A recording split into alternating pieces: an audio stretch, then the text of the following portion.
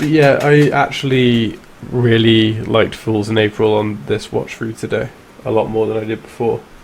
But the one thing I will say, and I'm pretty sure you're going to disagree with me, but the one thing that I don't think it should have been a joke at the end. I think if Squidward really was sorry and really meant it, I think the joke sort of ruins it a little bit. I think it's stronger if Squidward apologizes, and that's just where it ends. I agree. I totally agree. I think the final 4 minutes really felt like a really heartfelt like character moment for Squidward, just for it to be taken away. But I think that's the biggest issue with season 1 per se, because season 1 isn't. Season 1 seems to be afraid at times to give character development to characters. But then I would argue that it has the best moment of the whole show in the series. Like, it peaks with one moment, and that's Squidward throwing the pizza over that guy after he makes SpongeBob cry.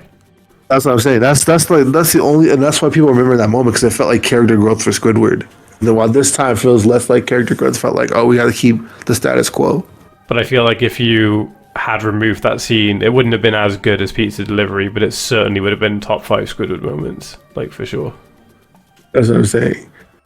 Like, I think the Christmas episode comes close. I think Squidward giving everyone presents and like being Santa for SpongeBob, that comes close to it. So yeah, that's another. I think didn't you say you didn't really like the Christmas episode that much? I don't particularly like it, but I like the final scene. I think the whole thing is just sort of dragged out. But I do think that Squidward being Santa is like a really good scene.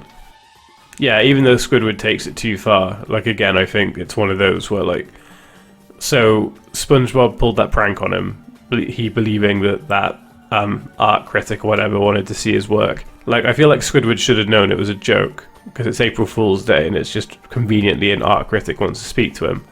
But equally, he tried to walk away, he tried to quit his job because he just had enough.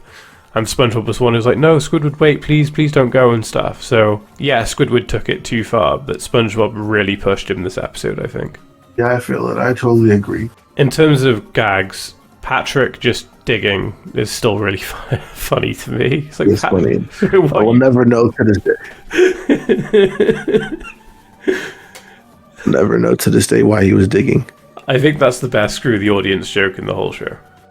But as we said, I think the whole haha, it was a joke sort of ruins the ending.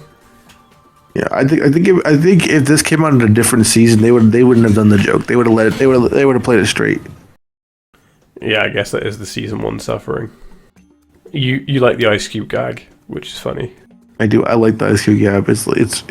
It's funny. I reference this every time I go to a restaurant to see if they get the reference. They never do, and it's funny though. I think SpongeBob drawing a face on his back and turning away is quite funny as well. Yeah. So, hey, what happened to the other guy? Here I am. The extreme first is funny. April Fools to me. I quite like that all you hear is the voice of that person going, you stink. And then during the flashback where Squidward remembers everything, it's just like an elderly octopus who's just giving him abuse. Exactly. And the guy who's like, April Fool's.